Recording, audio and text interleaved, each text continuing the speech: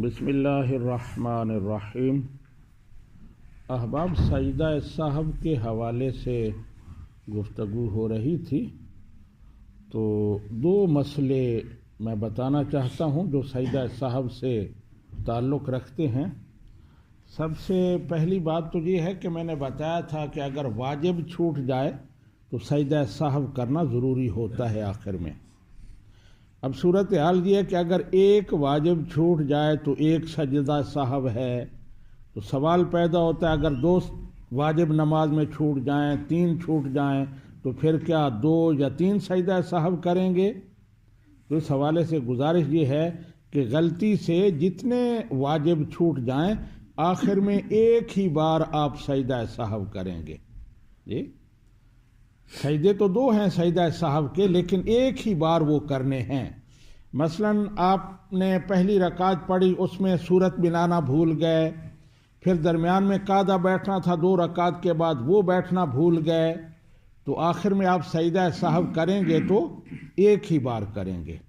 اسی طرح 10 واجبات رہ جائیں، مثلا آپ وتر پڑھ رہے ہیں، اس میں سورت نہیں ملائی، درمیانی قاعدہ نہیں بیٹھے، اس کے بعد آپ نے دعائے قنوت نہیں پڑھی، تو دعائے قنوت پڑھنا بھی واجب ہے، تو ان صورتوں میں بھی ایک ہی سجدہ سہو ہوگا۔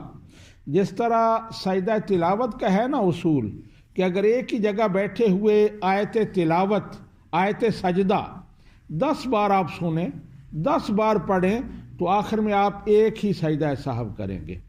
مثلا میں جہاں بیٹھا ہوں، طلباء کی کلاس لگی ہوئی ہے، ایک طالب علم آتا ہے، وہ مجھے وہ سورت سنا رہا ہے جس میں سجدہ تلاوت ہے، تو وہ بار بار مجھے سنا رہے ہیں، تو مجھ پر ایک ہی سجدہ ہوگا آخر میں۔ 10 بچوں نے سنایا ہے، 20 نے سنایا ہے، جب تک میں جہاں سے اٹھا نہیں، یہیں بیٹھا ہوں، جی، تو کتنے سجدے ہوں گے؟ ایک ہی سجدہ۔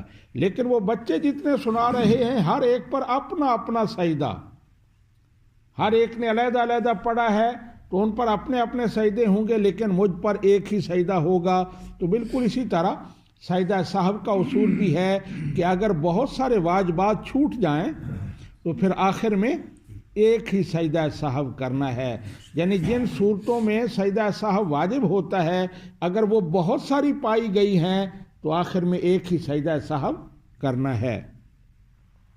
دوسرا مسئلہ یہ ہے کہ جان بوجھ کر اگر واجب چھوڑ دیں تو کیا اس صورت میں بھی سجدہ سہو سے وہ غلطی یا کمی بیشی پوری ہو جائے گی؟ تو ایسا نہیں ہے۔ اگر جان بوجھ کر چھوڑا ہے تو پھر نماز آپ کی ختم ہو گئی، آپ نئے سرے سے نماز پڑھیں گے، آپ کو وہ نماز دہرانا ہوگی۔